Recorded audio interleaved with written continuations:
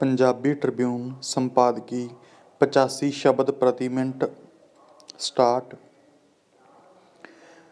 ਪੰਜਾਬ ਤੋਂ ਸ਼ੁਰੂ ਹੋਏ ਕਿਸਾਨ ਅੰਦੋਲਨ ਦਾ ਪ੍ਰਭਾਵ ਦੇਸ਼ ਦੇ ਹੋਰਾਂ ਸੂਬਿਆਂ ਅਤੇ ਅੱਗੋਂ ਵਿਦੇਸ਼ ਤੱਕ ਫੈਲ ਚੁੱਕਾ ਹੈ। ਡੰਡੀ ਅੰਦੋਲਨ ਦੇ ਵੱਖ-ਵੱਖ ਪਹਿਲੂਆਂ ਬਾਰੇ ਕੁਝ ਦੇਸ਼ਾਂ ਦੀਆਂ ਪਾਰਲੀਮੈਂਟਾਂ ਵਿੱਚ ਅਧਿਕਾਰਤ ਚਰਚਾ ਕੀਤੀ ਜਾ ਰਹੀ ਹੈ। ਡੰਡੀ ਬਰਤਾਨਵੀ ਸੰਸਦ ਵਿੱਚ ਅਗਲੇ ਸੋਮਵਾਰ ਕਿਸਾਨ ਅੰਦੋਲਨ ਵਿੱਚ ਹਿੱਸਾ ਲੈਣ ਵਾਲਿਆਂ ਨੇ ਮਨੁੱਖੀ ਅਧਿਕਾਰਾਂ ਅਤੇ ਪ੍ਰੈਸ ਦੀ ਆਜ਼ਾਦੀ ਸੰਬੰਧੀ 1.5 ਘੰਟੇ ਤੱਕ ਚਰਚਾ ਹੋਵੇਗੀ। ਡੰਡੀ ਇੰਗਲੈਂਡ ਵਿੱਚ 10,000 ਦਸਤਖਤਾਂ ਵਾਲੀ ਕੋਈ ਪਟੀਸ਼ਨ ਮਿਲਣ 'ਤੇ ਸਰਕਾਰ ਨੂੰ ਉਸ ਬਾਰੇ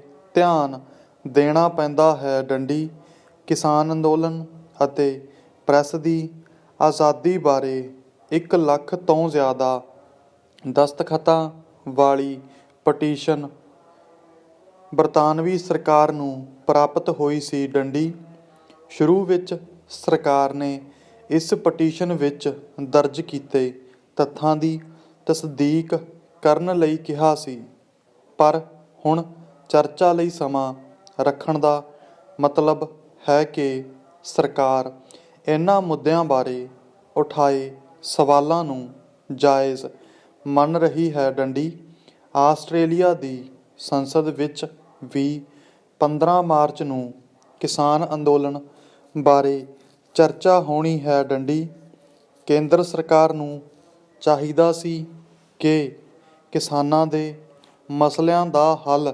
ਗੱਲਬਾਤ ਰਾਹੀਂ ਕੀਤਾ ਜਾਂਦਾ, ਪਰ ਗੱਲਬਾਤ 22 ਜਨਵਰੀ ਤੋਂ ਬੰਦ ਹੈ। ਡੰਡੀ ਪੁਲਿਸ ਦੁਆਰਾ ਬੈਰੀਕੇਡ ਲਾਉਣ, ਸੜਕਾਂ 'ਤੇ 9 ਕਿੱਲ ਦੱਬਣ, ਕੁਝ ਸਮੇਂ ਲਈ ਇੰਟਰਨੈੱਟ ਅਤੇ ਪਾਣੀ ਬੰਦ ਕਰਨ ਆਦਿ ਦੀਆਂ ਕਾਰਵਾਈਆਂ ਤੋਂ ਇਹ ਪ੍ਰਭਾਵ ਗਿਆ ਹੈ ਕਿ ਸਰਕਾਰ ਦਮਨਕਾਰੀ ਨੀਤੀਆਂ ਰਾਹੀਂ ਅੰਦੋਲਨ ਖਤਮ ਕਰਵਾਉਣਾ ਚਾਹੁੰਦੀ ਹੈ। ਡੰਡੀ ਕੈਨੇਡਾ ਦੇ ਪ੍ਰਧਾਨ ਮੰਤਰੀ ਜਸਟਿਨ ਟਰੂਡੋ ਨੇ ਵੀ ਕਿਸਾਨ ਅੰਦੋਲਨ ਦੀ ਹਮਾਇਤ ਵਿੱਚ ਬਿਆਨ ਦਿੱਤੇ ਹਨ। ਡੰਡੀ ਪੈਰਾਚੇਂਜ ਕਿਸਾਨ ਅੰਦੋਲਨ ਦਾ ਹਾਸਿਲ ਇਹੀ ਹੈ ਕਿ ਜਿੱਥੇ ਇਸਨੇ ਦੇਸ਼ ਦੇ ਵੱਖ-ਵੱਖ ਸੂਬਿਆਂ ਵਿੱਚ ਪਾਸਾਰ ਕੀਤਾ ਹੈ, ਉੱਥੇ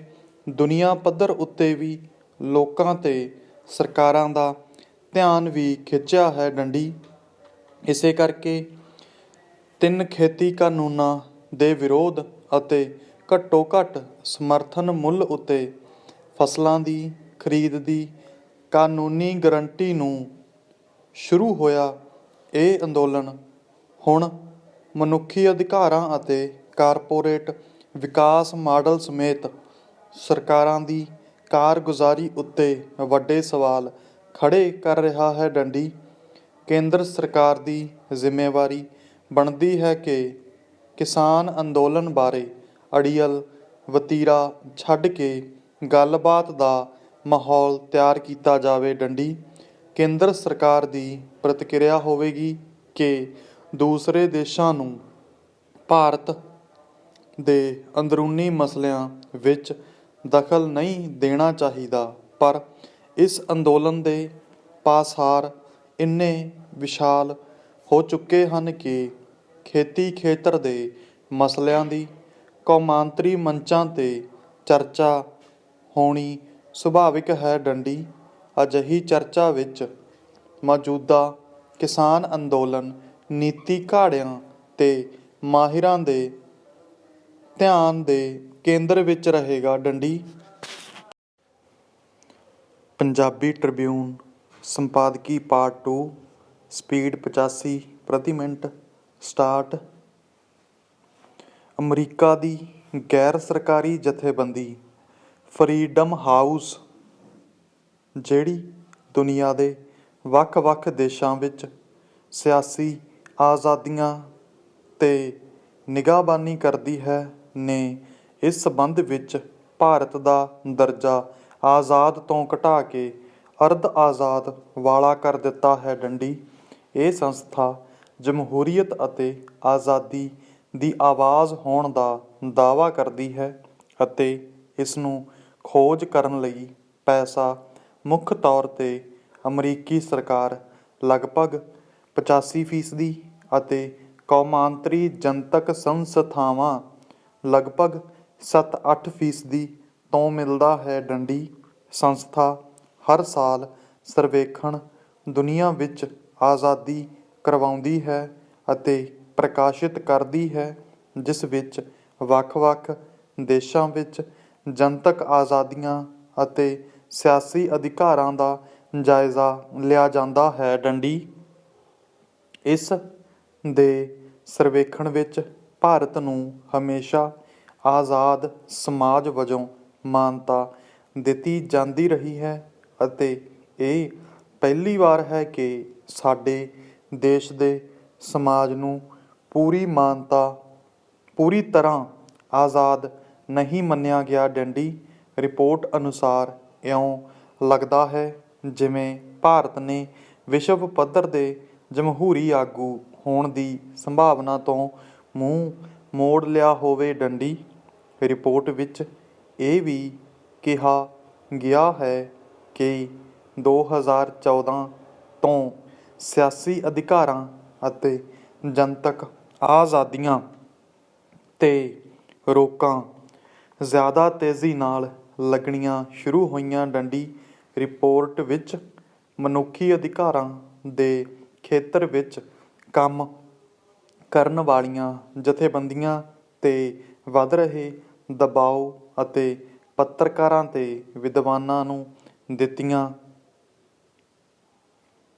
ਜਾ ਰਹੀਆਂ ਧਮਕੀਆਂ ਦਾ ਜ਼ਿਕਰ ਕੀਤਾ ਗਿਆ ਹੈ। ਡੰਡੀ ਰਿਪੋਰਟ ਵਿੱਚ ਕਿਹਾ ਗਿਆ ਹੈ ਕਿ ਭਾਰਤ ਨੂੰ ਚੀਨ ਜਿਹੇ ਤਾਨਾਸ਼ਾਹੀ ਦੇਸ਼ ਵਿਰੁੱਧ ਇੱਕ ਜਮਹੂਰੀ ਤਾਕਤ ਵਜੋਂ ਖੜ੍ਹੇ ਹੋਣਾ ਚਾਹੀਦਾ ਹੈ ਪਰ ਕੇਂਦਰ ਸਰਕਾਰ ਅਤੇ ਸੱਤਾਧਾਰੀ ਪਾਰਟੀ ਦੇਸ਼ ਨੂੰ ਤਾਨਾਸ਼ਾਹੀ ਵੱਲ ਧੱਕ ਰਹੇ ਹਨ। ਡੰਡੀ ਇਹ ਦਲੀਲ ਦਿੱਤੀ ਜਾ ਸਕਦੀ ਹੈ ਕਿ ਇਹੋ ਜਿਹੇ ਅਦਾਰੇ ਖਾਸ ਨੀਤੀਆਂ ਅਨੁਸਾਰ ਕੰਮ ਕਰਦੇ ਹਨ ਅਤੇ ਉਨ੍ਹਾਂ ਨੂੰ ਦੇਸ਼ਾਂ ਦੇ ਅੰਦਰੂਨੀ ਹਾਲਾਤ ਬਾਰੇ ਟਿੱਪਣੀਆਂ ਕਰਨ ਦਾ ਕੋਈ ਹੱਕ ਨਹੀਂ ਹੈ। ਡੰਡੀ ਮੁਸ਼ਕਿਲ ਇਹ ਹੈ ਕਿ ਅਜਿਹੀਆਂ ਦਲੀਲਾਂ ਨਾਲ ਸਮੱਸਿਆਵਾਂ ਹੱਲ ਨਹੀਂ ਹੁੰਦੀਆਂ। ਡੰਡੀ ਇਸ ਰਿਪੋਰਟ ਵਿੱਚ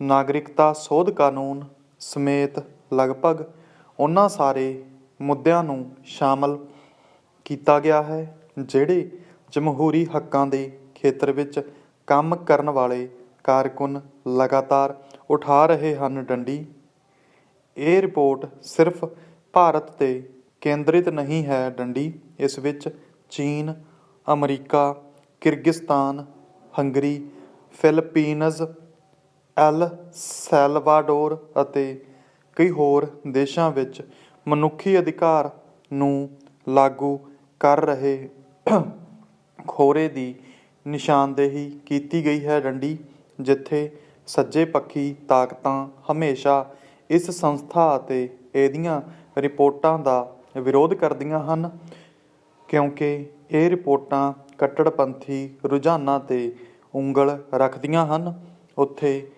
ਕਈ ਖੱਬੇ ਪੱਖੀ ਚਿੰਤਕ ਇਸ ਸੰਸਥਾ ਦੀਆਂ ਕਾਰਵਾਈਆਂ ਨੂੰ ਸੰਸਾਰ ਵਿੱਚ ਅਮਰੀਕਾ ਦੀ ਸਰਵਉੱਚਤਾ ਨੂੰ ਬਣਾਈ ਰੱਖਣ ਦੇ ਯਤਨਾਂ ਵਜੋਂ ਦੇਖਦੇ ਹਨ। ਡੰਡੀ ਸੰਸਥਾ ਦੇ ਉਦੇਸ਼ਾਂ ਬਾਰੇ ਤਾਂ ਸਵਾਲ ਉਠਾਏ ਜਾ ਸਕਦੇ ਹਨ ਪਰ ਰਿਪੋਰਟ ਵਿੱਚ ਉਠਾਏ ਗਏ ਮੁੱਦਿਆਂ ਤੋਂ ਨਹੀਂ ਭੱਜਿਆ ਜਾ ਸਕਦਾ। ਡੰਡੀ ਹਰ ਦੇਸ਼ ਨੂੰ ਆਪਣੀਆਂ ਜਮਹੂਰੀ ਕਦਰਾਂ ਕੀਮਤਾਂ 'ਤੇ ਵਿਸ਼ਵਾਸ ਹੋਣਾ ਚਾਹੀਦਾ ਹੈ। ਡੰਡੀ ਇਸ ਵਾਸਤੇ ਵਿਚਾਰਾਂ